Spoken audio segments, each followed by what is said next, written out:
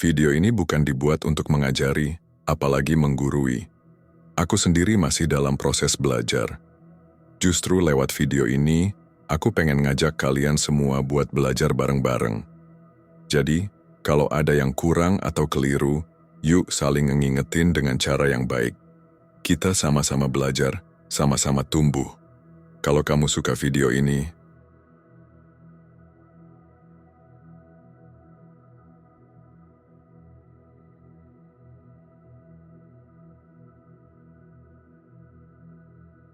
pernahkah kamu merasa hidupmu berat tanpa sebab? Mungkin itu karena beban dosa. Dosa kita mungkin besar, tapi rahmat Allah jauh lebih luas. Maukah kamu mengetuk pintunya hari ini? Assalamualaikum warahmatullahi wabarakatuh. Saudaraku yang dirahmati Allah. Tahukah kita bahwa hidup ini seperti seorang musafir yang sedang melewati padang pasir luas? Panas, haus, letih, lalu kita berhenti di bawah sebuah pohon, mengira itu tempat perlindungan. Padahal, bisa jadi, itu hanyalah bayangan dosa yang selama ini kita bawa. Setiap kita pernah jatuh, pernah salah, pernah tergelincir dalam dosa, baik dosa yang tampak maupun yang tersembunyi dalam hati. Tapi Al-Quran tidak membiarkan kita berjalan sendirian dalam gelap. Ia mengungkap penyakit kita, dan bahkan lebih jauh memberitahu obatnya. Dosa, itulah penyakit kita. Ia membuat hidup sempit, rezeki seret, hati gelisah, dan ibadah jadi berat. Namun, Allah yang Maha Pengampun tidak membiarkan kita larut di dalamnya. Ia memberikan satu pintu yang selalu terbuka. Istighfar. Istighfar bukan sekadar ucapan, tapi ia adalah obat spiritual, penyegar jiwa, penyejuk hati, dan jalan kembali kepada Allah.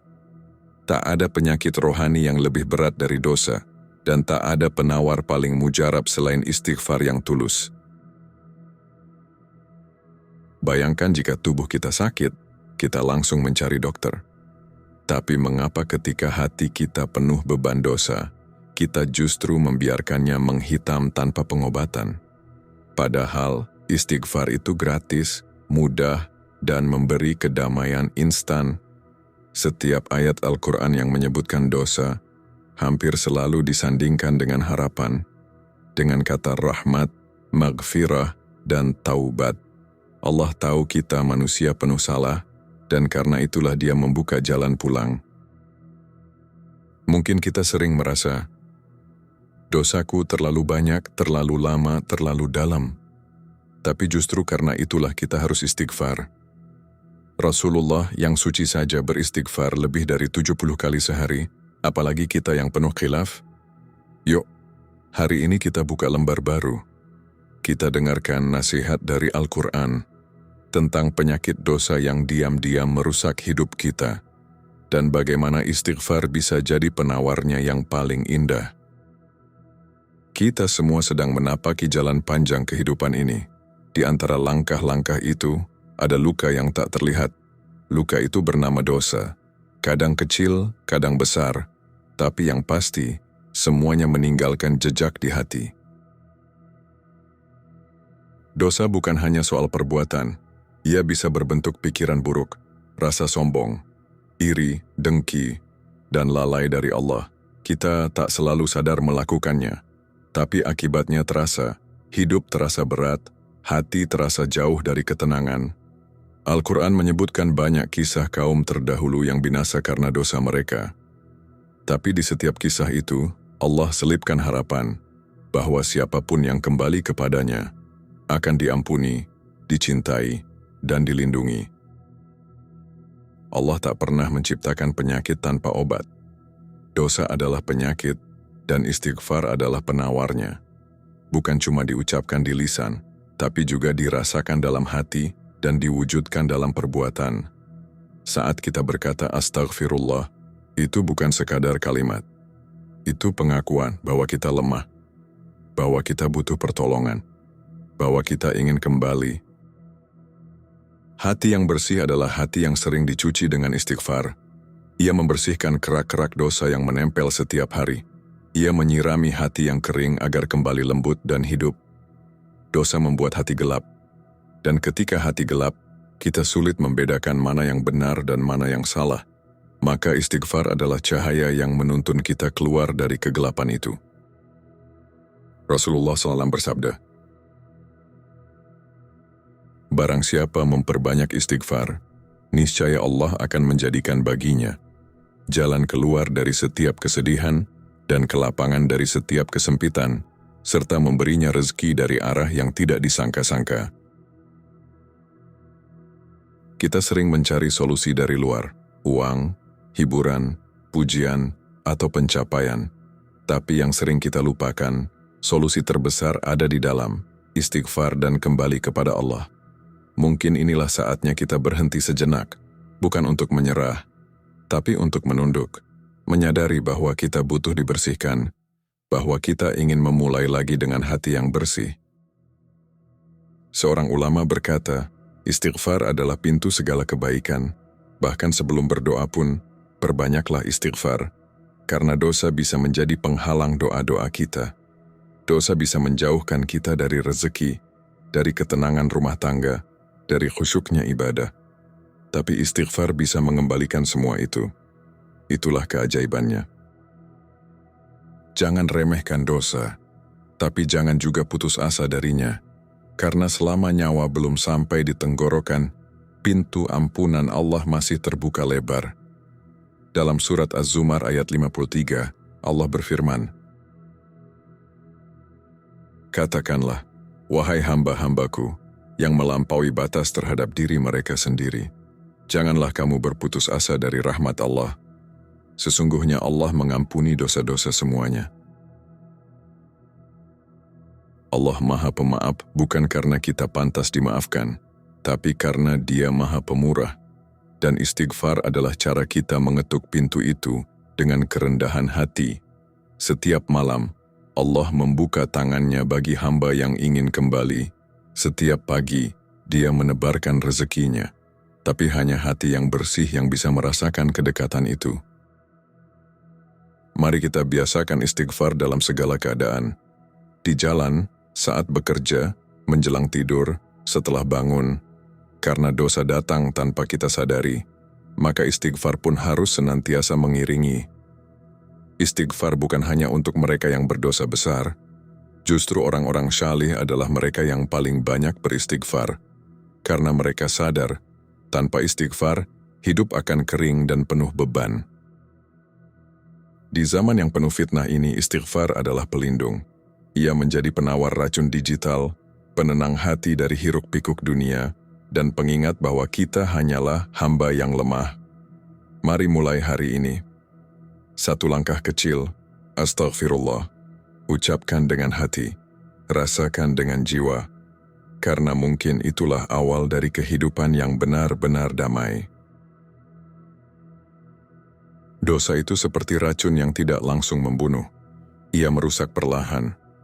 Awalnya terasa biasa saja, tapi lama-lama hatimu mulai tidak tenang. Ibadah terasa berat, dan hidup terasa sempit.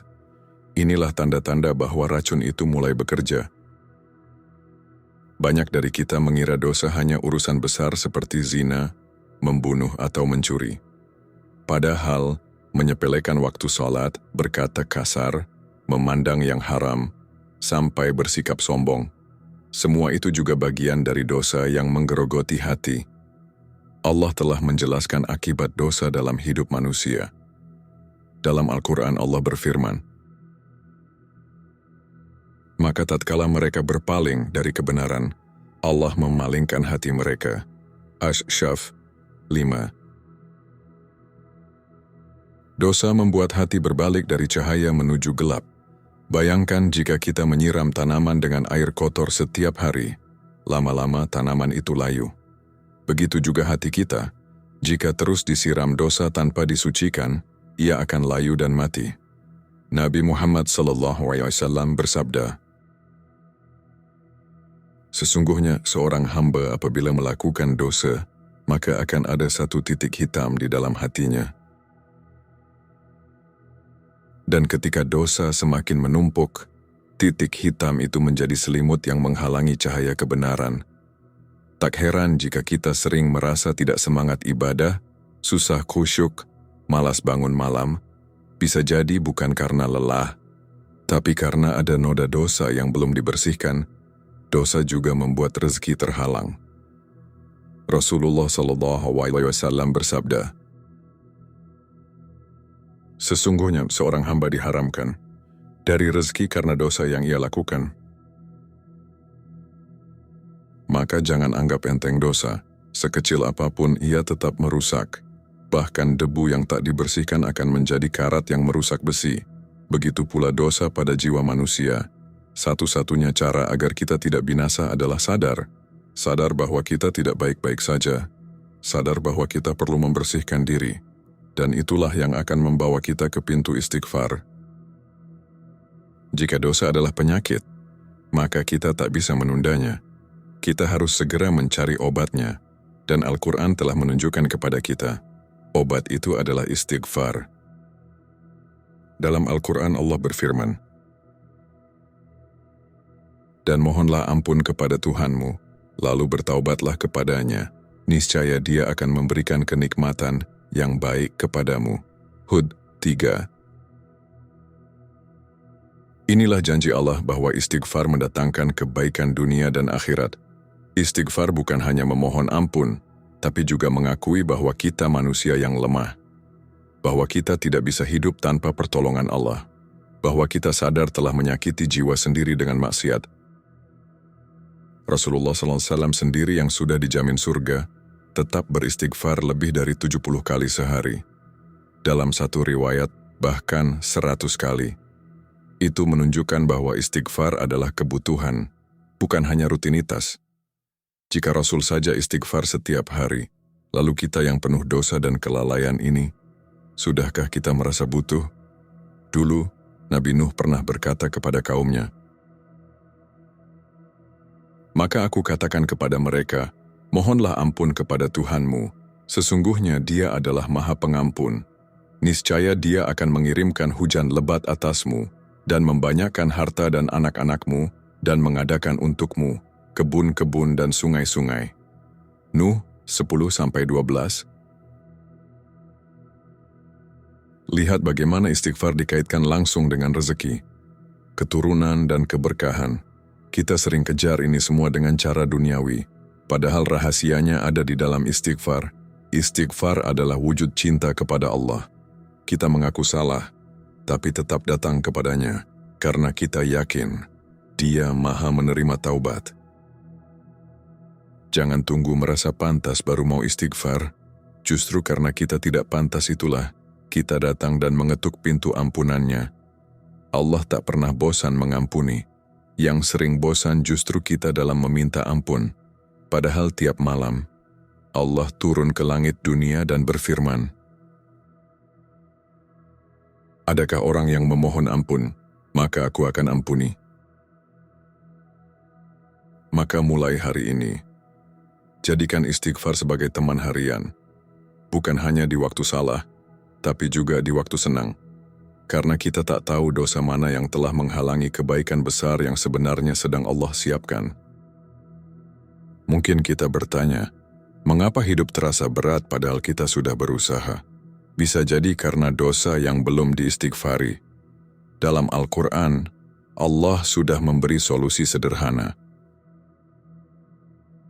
Dan hendaklah kamu meminta ampun kepada Tuhanmu dan bertaubat kepadanya. Niscaya Dia akan memberi kamu kenikmatan yang baik. Hud 3. Banyak orang bekerja keras siang malam, namun rezeki tetap seret. Rasulullah SAW bersabda, "Barang siapa memperbanyak istighfar, maka Allah akan memberikan jalan keluar dari setiap kesedihan dan kelapangan dari setiap kesempitan, serta memberinya rezeki dari arah yang tidak disangka-sangka." Ayat ini dan hadits tersebut bukan sekadar motivasi, tapi janji dari langit. Istighfar bukan hanya membersihkan dosa, tapi juga membuka pintu-pintu berkah yang selama ini tertutup. Terkadang kita hanya mengandalkan kerja keras, koneksi, strategi bisnis, tapi melupakan kekuatan spiritual seperti istighfar yang sejatinya menjadi magnet rezeki dari langit. Rezeki bukan hanya soal uang, kesehatan, ketenangan, persahabatan yang tulus, dan rumah tangga yang damai. Itu semua adalah bagian dari rezeki. Dan semua itu bisa datang lewat istighfar yang tulus. Saat kita merasa putus asa, banyak hutang, atau kehilangan arah, jangan buru-buru menyalahkan dunia. Coba introspeksi. Kapan terakhir kali kita menangis dalam istighfar? Seorang ulama berkata, sesungguhnya dosa-dosamu itulah yang menghalangi jawaban atas doamu. Maka bersihkan dulu hatimu dengan istighfar sebelum meminta lebih. Kita terlalu fokus pada ikhtiar dunia, hingga lupa bahwa doa yang penuh istighfar bisa menjadi pelancar segala urusan yang terasa buntu. Dalam sejarah, banyak kaum yang dihancurkan karena dosa dan enggan bertaubat. Tapi mereka yang sadar, memohon ampun, dan kembali kepada Allah, justru diberi kejayaan. Maka jangan remehkan ucapan astagfirullah. Ucapkan dengan sadar, ulangi dengan hati yang bersih. Karena bisa jadi, kunci dari semua yang kita cari ada di balik satu istighfar. Salah satu karunia terbesar dalam Islam adalah taubat. Dan pintu taubat itu diawali dengan istighfar. Tanpa istighfar, taubat hanya menjadi niat tanpa arah. Dalam Quran Surat Az-Zumar ayat 53, Allah memberi harapan luar biasa. Katakanlah, wahai hamba-hambaku, yang melampaui batas terhadap diri mereka sendiri, janganlah kamu berputus asa dari rahmat Allah. Sesungguhnya, Allah mengampuni dosa-dosa semuanya. Ayat ini seperti pelukan hangat dari langit, seolah Allah berkata, kamu masih aku tunggu, seberat apapun dosamu pintuku masih terbuka. Tidak ada dosa yang terlalu besar untuk diampuni, yang ada hanya hati yang terlalu malu atau terlalu sombong untuk mengetuk pintu ampunan itu. Nabi Adam pun pernah jatuh dalam dosa, tapi beliau langsung istighfar dan Allah ampuni. Karena istighfar bukan untuk orang berdosa saja, tapi untuk semua yang ingin lebih dekat dengan Rabb-Nya. Taubat itu bukan hanya kembali kepada Allah, tapi juga kemenangan atas diri sendiri, kemenangan atas nafsu, atas syaitan, dan atas ego yang selama ini menyesatkan kita. Istighfar adalah langkah pertama dari taubat sejati. Ia melembutkan hati, menyiapkan diri untuk perubahan, karena tak ada perubahan sejati tanpa istighfar yang tulus. Dalam hadis qudsi, Allah berfirman, wahai anak Adam, jika kamu datang kepadaku dengan dosa sepenuh bumi, lalu kamu tidak menyekutukan aku, dan datang dengan istighfar serta taubat, maka aku akan datang kepadamu dengan ampunan sepenuh bumi pula. Masya Allah, janji ini terlalu indah untuk kita sia-siakan. Siapa kita yang penuh dosa, tapi masih dicintai oleh Allah? Istighfar bukan hanya menyelamatkan kita di dunia, tapi menjadi cahaya di hari akhir. Maka sebelum napas sampai di ujung, sebelum pintu taubat ditutup, mari kita biasakan diri beristighfar. Bukan karena kita munafik yang banyak dosa, tapi karena kita hamba yang ingin kembali. Hati yang paling menderita bukanlah yang banyak menangis karena dosa, tapi yang tak lagi bisa menangis walau berdosa. Karena hati seperti itu ibarat tubuh yang mati rasa. Ia sedang sekarat, tapi tak sadar. Imam Ibnul Qayyim rahimahullah pernah berkata, tidaklah ada siksaan yang lebih besar bagi hati selain jauh dari Allah. Dan dosa adalah jarak yang memisahkan hati dari Allah. Jika kita terbiasa merasa tenang setelah berbuat dosa, bukan berarti dosa itu ringan, tapi karena hati kita sudah terlalu keras. Sekali-kali tidak, bahkan apa yang mereka kerjakan, itu telah menutupi hati mereka. Al-Muthaffifin 14. Hati yang tertutup dosa sulit menerima kebenaran. Ceramah terasa membosankan, ayat Al-Quran terasa hambar, dan ibadah tak lagi memberi ketenangan. Ini bukan karena agamanya membosankan, Tapi karena hati sudah terlalu kotor, inilah pentingnya istighfar. Ia seperti pelan-pelan membuka debu di cermin hati, agar cahaya bisa kembali memantul. Tanpa istighfar, kita akan terus hidup dalam ilusi bahwa kita baik-baik saja. Bahkan ulama terdahulu takut jika sehari saja mereka tidak menangis karena dosa, padahal mereka jauh lebih bersih dari kita. Tapi rasa takut itu justru yang menjaga mereka tetap dekat dengan Allah. Kita hidup di zaman penuh kelalaian. Dosa kecil mudah kita sepelekan, tapi ingatlah, dosa kecil yang terus diulang-ulang bisa jadi lebih berbahaya daripada dosa besar yang segera ditaubati. Rasulullah SAW bersabda, "Berhati-hatilah terhadap dosa-dosa kecil, karena jika menumpuk, ia akan membinasakan seseorang." Maka jangan menunggu hati keras dulu baru kita sadar. Jangan menunggu semuanya gelap baru mencari cahaya.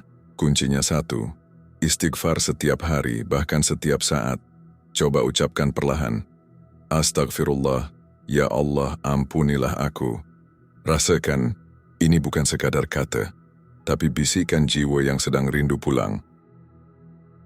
Kita semua pernah jatuh, pernah salah, pernah kecewa dengan diri sendiri. Tapi kabar baiknya, kita masih bisa bangkit. Dan istighfar adalah tali yang bisa kita genggam agar tak tenggelam lebih dalam. Dalam Islam, tidak ada istilah terlambat bertaubat selama nyawa belum sampai tenggorokan. Itu bukti bahwa Allah lebih mencintai kembalinya seorang hamba daripada murka karena kesalahannya. Rasulullah SAW bersabda, "Setiap anak Adam pasti berbuat dosa, dan sebaik-baik orang berdosa adalah yang bertaubat." Lihatlah betapa kasih sayang Allah tidak pernah ditutup meski kita menutup diri. Betapa luas rahmatnya melebihi murkanya. Maka selagi masih bisa berkata astagfirullah, kita masih punya harapan. Jangan biarkan bisikan setan membuat kita merasa terlalu kotor untuk kembali. Justru Allah mencintai hamba yang merasa kotor dan datang memohon ampun. Seperti seorang anak kecil yang jatuh di lumpur dan berlari ke pangkuan ibunya, sang ibu tidak akan menolak. Ia akan memeluk, membersihkan, dan mengatakan, "Tak apa nak, kau sudah kembali." Begitulah Allah kepada kita, hanya jauh lebih lembut dan penuh cinta. Maka jangan malu menangis di hadapannya. Jangan gengsi meminta maaf padanya. Kita bukan malaikat yang selalu taat, tapi juga bukan iblis yang keras kepala. Kita manusia, makhluk penuh salah, tapi diberi peluang untuk bangkit setiap saat. Mulailah dari hal kecil. Istighfar 10 kali setelah sholat. Ucapkan astagfirullah sebelum tidur. Bangun tengah malam dan mohonlah ampun. Itu semua adalah langkah-langkah menuju penyembuhan jiwa.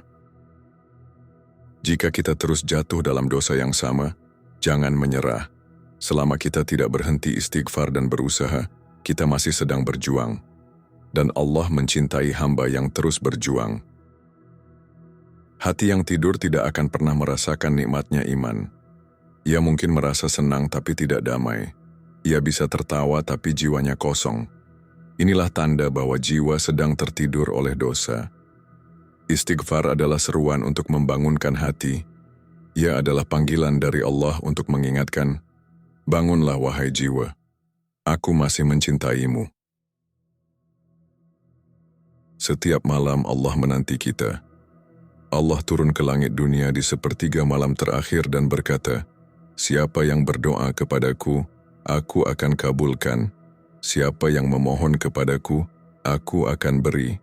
Siapa yang meminta ampun kepadaku, aku akan ampuni." Masya Allah, malam-malam kita tidak lagi sunyi. Di balik kesunyian itu ada tangan Tuhan yang terbuka lebar. Tapi pertanyaannya, apakah kita masih ingin terus tidur? Dulu, para sahabat Nabi bangun malam hanya untuk mengucap astagfirullah, karena mereka tahu, satu kalimat ini bisa menyelamatkan dunia dan akhirat. Kita sering bangun untuk notifikasi, panggilan kerja, atau hiburan, tapi kapan terakhir kita bangun hanya untuk berkata, "Ya Allah, aku ingin Engkau ampuni aku." Jangan tunggu merasa pantas. Justru yang datang dalam keadaan hina, ia akan diangkat derajatnya. Istighfar bukan tentang sempurna, tapi tentang keinginan untuk kembali. Dalam istighfar, kita sedang mengetuk langit. Dan percayalah, langit tak akan menolak ketukan hamba yang tulus, walau jari-jarinya penuh dosa. Jika hari ini kita merasa jauh dari Allah, maka istighfar adalah jembatannya. Jika kita rindu pada masa-masa tenang dalam iman, maka istighfar adalah pintunya. Bangunkan jiwamu. Mulailah dari satu istighfar, karena dari situlah semuanya akan berubah. Hati akan hidup, jiwa akan tenang, dan langkah akan ringan. Seorang mukmin sejati menjadikan istighfar sebagai bagian dari hidupnya, seperti nafas yang tak bisa ditinggalkan. Karena ia tahu bahwa tak ada satu hari pun tanpa dosa. Rasulullah SAW, manusia paling mulia, paling suci, dan paling dekat dengan Allah, justru beristighfar lebih dari 70 kali sehari. Sesungguhnya, aku beristighfar kepada Allah dan bertaubat kepadanya lebih dari 70 kali dalam sehari. Ini bukan karena beliau berdosa, tapi karena beliau ingin mengajarkan bahwa istighfar adalah bentuk kerendahan hati dan cinta kepada Allah. Kita yang penuh celah, lebih patut lagi untuk menjadikan istighfar sebagai irama hidup. Jangan tunggu berdosa dulu baru beristighfar. Justru istighfar itu mencegah dosa, melunakkan niat, dan menenangkan jiwa. Seperti nafas yang ringan, istighfar pun bisa diucap kapanpun. Saat menunggu kendaraan, di sela pekerjaan, bahkan saat hati sedang resah, Allah tidak mensyaratkan tempat khusus untuk istighfar. Tidak harus menunggu momen khusyuk. Dimanapun dan kapanpun, ucapan astagfirullah akan langsung didengarnya. Istighfar juga menjaga kita dari kemunafikan. Karena orang munafik senang menunjukkan amal, tapi enggan mengakui kesalahan. Dalam Quran Surat An-Nisa ayat 110, Allah tegaskan, "Barang siapa mengerjakan kejahatan atau menzalimi dirinya, kemudian ia memohon ampun kepada Allah, niscaya ia akan mendapati Allah Maha Pengampun, lagi Maha Penyayang." Ayat ini seperti pelukan hangat. Allah tidak bilang, "Barangkali aku ampuni," tapi pasti aku ampuni. Masya Allah, betapa lapangnya rahmatnya, maka tak ada alasan lagi untuk menunda istighfar. Jadikan ia nafas kehidupan, karena selagi kita masih bisa istighfar, berarti Allah masih membuka pintunya. Salah satu nikmat Allah yang paling besar adalah Dia menutupi dosa-dosa kita dari pandangan manusia. Dosa kita tidak diumumkan, aib kita tidak disebarkan. Itu bentuk kasih sayangnya. Maka jika Allah telah menutupinya, jangan kita sendiri yang membuka dan menceritakannya ke orang lain. Setiap umatku akan diampuni kecuali orang-orang yang terang-terangan dalam dosa. Karenanya, istighfarlah dalam sunyi, di tengah malam, dalam tangisan, tanpa suara. Karena Allah mendengar yang paling lirih dan melihat air mata yang tak pernah jatuh ke pipi. Terkadang, istighfar yang paling tulus adalah saat kita menyebutnya sambil menahan sesak dada. Kita tak bisa berkata panjang, hanya, "Ya Allah, maafkan aku," tapi itu cukup baginya. Jangan pernah remehkan istighfar yang hanya dalam hati, karena Allah tidak menilai seberapa keras suara kita, tapi seberapa dalam penyesalan kita. Luangkan waktu untuk berbicara dengan Allah secara pribadi. Buka semua luka dan keburukan yang kamu tutupi dari manusia, sebab hanya Dia yang mampu mengobatinya. Nabi Musa alaihissalam pernah berdoa, "Ya Tuhanku, sesungguhnya aku telah menzalimi diriku sendiri. maka ampunilah aku. Al-Qasas 16. Lihat, cukup dengan satu kalimat jujur dari hati, Allah langsung memaafkan. Maka jangan anggap doamu tak layak. Jangan anggap istighfarmu tak berarti. Rahasia antara kamu dan Allah itu indah. Tak perlu ada yang tahu kamu pernah jatuh sejauh apa, yang penting kamu kembali. Sebab, yang Allah cintai bukan hanya yang tidak pernah jatuh, tapi yang setelah jatuh, ia memilih bangun dan pulang kepadanya. Kita semua akan tiba pada satu hari di mana tak ada lagi rahasia yang tersembunyi. Hari ketika segala amal dibuka dan semua kata dipertanggungjawabkan. Hari itu dinamakan Yaumul Hisab, hari perhitungan. Di sana, amal baik dan buruk ditimbang. Bahkan ucapan sepele yang kita lupakan pun dicatat. Tidak ada satu kata pun yang diucapkan, melainkan ada di sisinya malaikat pengawas yang selalu hadir. Qaf 18. Tapi tahukah kita, salah satu yang bisa menghapus dosa yang telah tercatat adalah istighfar? Ya, istighfar bisa menghapus lembaran kelam di catatan kita. Bayangkan, jika di akhirat nanti, malaikat menyampaikan, dosa ini seharusnya besar, tapi engkau telah memohon ampun di malam yang sunyi, maka Allah menghapusnya. Subhanallah, hanya dengan istighfar, kita bisa mengurangi beban neraca amal. Bahkan bisa jadi penentu beratnya, timbangan kebaikan. Rasulullah SAW bersabda, beruntunglah orang yang mendapati dalam catatan amalnya banyak istighfar. Maka jangan pernah anggap istighfar itu sia-sia. Setiap astagfirullah yang kita ucapkan adalah pelindung kita dari azab dan penolong di hari penyesalan. Kita tak tahu dosa mana yang membuat Allah murka, tapi kita juga tak tahu istighfar mana yang membuat Allah ridha. Maka perbanyaklah, jadikan ia zikir harian, ucapkan dengan hati, dan niatkan bahwa setiap istighfar adalah bekal kita saat tak ada lagi yang bisa menolong, kecuali rahmatnya. Dan pada akhirnya, istighfar bukan hanya tentang dosa, tapi tentang rasa malu seorang hamba dan rasa cinta yang dalam kepada Tuhannya. Semoga kita termasuk hamba yang selalu kembali sebelum dipanggil pulang. Ya Allah, Engkau Maha mengetahui aib-aib kami, namun tetap menutupinya. Engkau Maha melihat segala dosa kami, namun masih memberi rezeki dan kesempatan. Engkau Maha Pengampun, dan kami adalah hamba yang penuh salah. Kami datang dengan hati yang luka, jiwa yang lelah, dan langkah yang sering tersesat. Tapi kami percaya, tidak ada tempat kembali yang lebih aman selain pelukan rahmat-Mu. Ampunilah kami, ya Allah, untuk dosa-dosa yang kami tahu dan yang kami lupakan, untuk kesalahan yang kami sembunyikan dari manusia, namun tak pernah luput dari pandangan-Mu. Hidupkan hati kami kembali dengan istighfar, lapangkan jiwa kami dengan taubat.